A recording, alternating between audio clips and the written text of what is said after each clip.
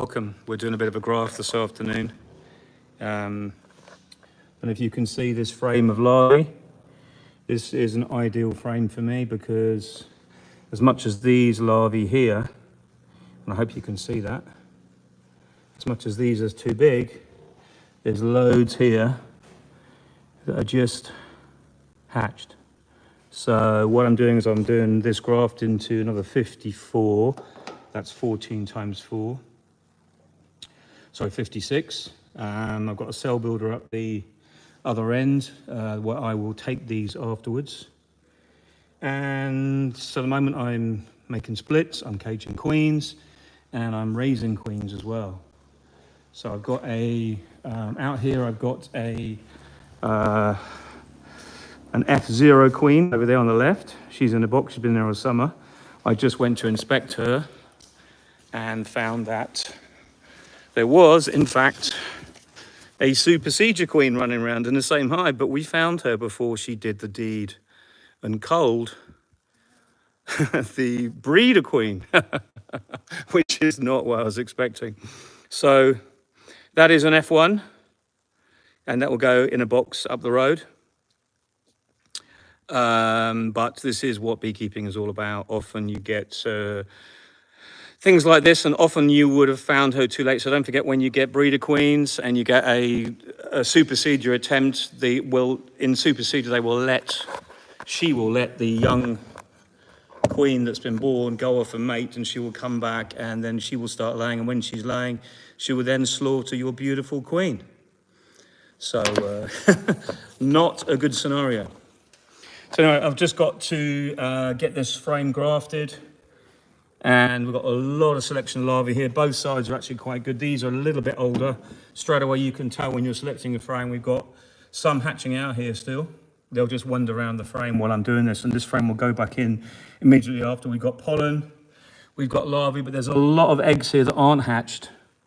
And I'm not sure whether you're going to be able to see that, but there's a lot of eggs that aren't. But on this side, we've got loads of larvae, but underneath there's a ton of eggs that aren't even hatched yet. So what you want to do is find somewhere between the two. And even these here, if you can see that, even these here would be acceptable if your cell builder's good.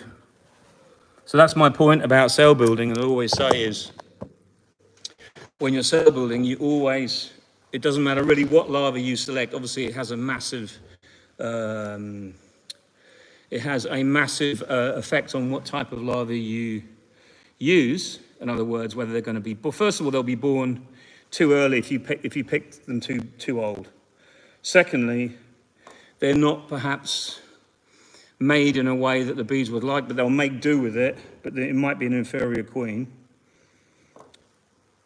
But the thing for me is that we get very, very random hatching, and I want to know that when I'm waiting for queens to hatch, they all hatch within 12 hours. To me, that's the most important thing. And the great thing about this frame is the bees or the larvae is full of raw jelly. So where I'm grafting from is actually, they do say if you can see the larvae, it's too big. But I can see that one, and it's on a big puddle, and off it goes. I just prefer this grafting tool, the Chinese grafting tool myself. But anyway, dead easy to do. And if I miss one, I'll double graft it if I'm not sure. There's definitely a larvae on that one. It's like, I would say it's like a little croissant. And it's not croissant, it's croissant. We are in France here, okay? It's like a little croissant shape. And you get your larvae on there and you just slip it off. If you can see that. I hope this is focusing okay when I do that. I'm not really going to have time to say hello to everybody, but I just thought I'd show you me doing a graft. And this is kind of how I do my graft. I don't spend hours pontificating about, is it too hot, is it too cold? When you're grafting in the summer, it's generally not too hot, not too cold. It's always about acceptable. When I transport my grafts, I'll wrap them in a cloth and they will just be kept moist. Not that I really think it makes a lot of difference. My whole point is you need to get them in like pretty quick, within 10, 20 minutes if you can. But the receiving colony, I'm just going to put this down a mo because I'm struggling here to do a good job and graft at the same time. I haven't even got my holder. Now, my point was that if you get everything right and you can get good larvae that are sitting in a puddle of raw jelly, you can graft real quick. American expression there, real quick. And then you can get them into your cell builder afterwards. And your cell builder, if it's correct, will then jump on the cells and they will make good every kind of mistake you've made if you make the cell builder right.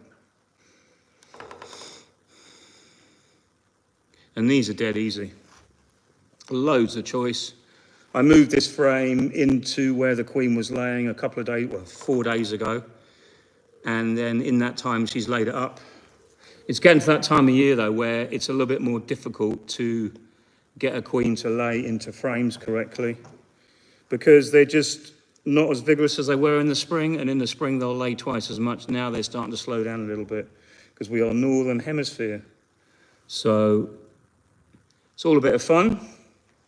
I love grafting. I love raising cells. Everyone can do it and everyone should learn how to do it because it's part of beekeeping. It's part of the craft.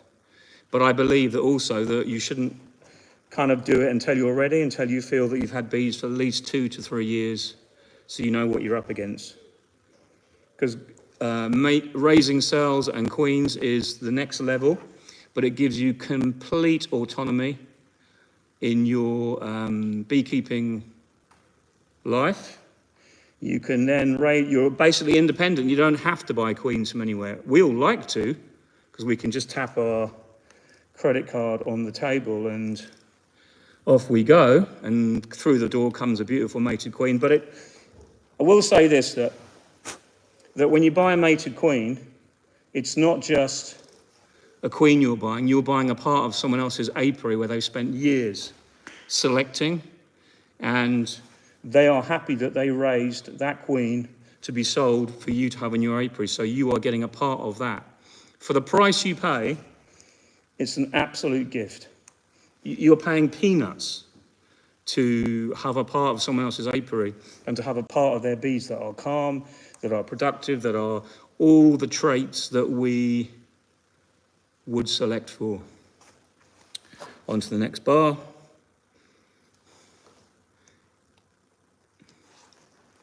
So I think it's a complete gift, and I have bought queens in the past, but if you didn't see my Tropilaelaps video with Maggie Gill from Pira Science, and you didn't have a look at what is the potential problem we're going to have in probably no space of time whatsoever, I suggest you go and have a look at it because it's worrying, very, very worrying.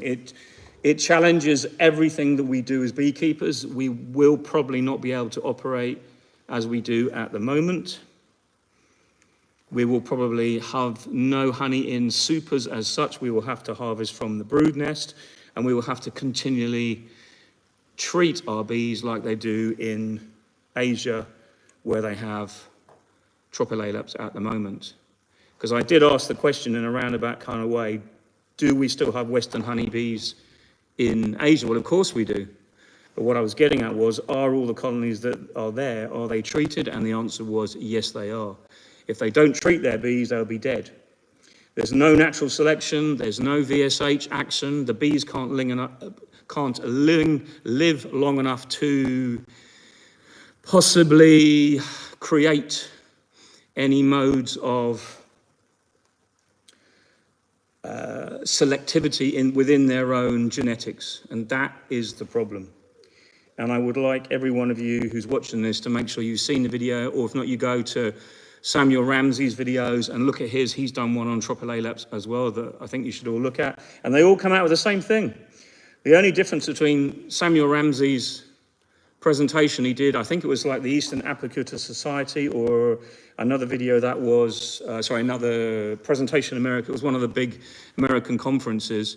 The only difference between that and what Maggie Gill told us the other night, and the same thing she told to Welsh Beekeepers Association the week before, was that now it's closer, and that it's worse news than we originally thought. So it's all kind of a bit of a shit show, really. That if we can't fix this problem, it will be here, and we will really, really struggle to be able to have any meaningful beekeeping if we have the same problems. And why wouldn't we have it? Why would we be more special?